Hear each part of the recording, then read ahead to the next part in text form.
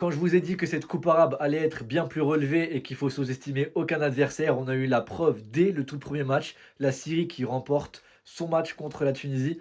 La Tunisie qui pour moi fait partie des favoris de cette coupe arabe. Je l'avais dit, bon j'avais dit que c'était l'équipe A. Alors, je me rectifie, il y a beaucoup de joueurs de l'équipe A, c'est pas l'équipe A au complet, mais on a l'entraîneur des A, on a pas mal de joueurs qui vont jouer aussi cette Coupe d'Afrique, même s'ils ne seront pas tous titulaires bien sûr. Mais c'est l'une des équipes qui a le plus de joueurs de leur équipe A. Et pourtant défaite, contre la Syrie, mais j'ai été étonné de l'intensité du match là. Je pense que la Tunisie d'ailleurs a mis beaucoup, beaucoup d'intensité, mais malheureusement a manqué, je trouve, à la finition.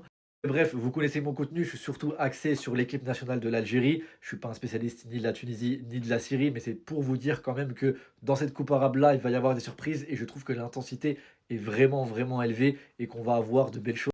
En tout cas, du point de vue de l'Algérie et de toutes les autres équipes, ce match-là est un avertissement qu'il ne faut sous-estimer aucun adversaire. Je dis pas que la Tunisie a sous-estimé la Syrie, mais c'était en tout cas l'un des matchs les plus simples de son groupe. D'ailleurs, la Tunisie va devoir être dans l'obligation de remporter son match contre le Qatar qui est pays hôte. Donc la Tunisie est déjà dans une position inconfortable dès le premier match, qui n'est pas forcément le cas en Coupe d'Afrique, puisqu'en Coupe d'Afrique, on a les meilleurs troisièmes qui peuvent passer. Là, c'est que les deux premiers, donc les victoires sont très, très importantes.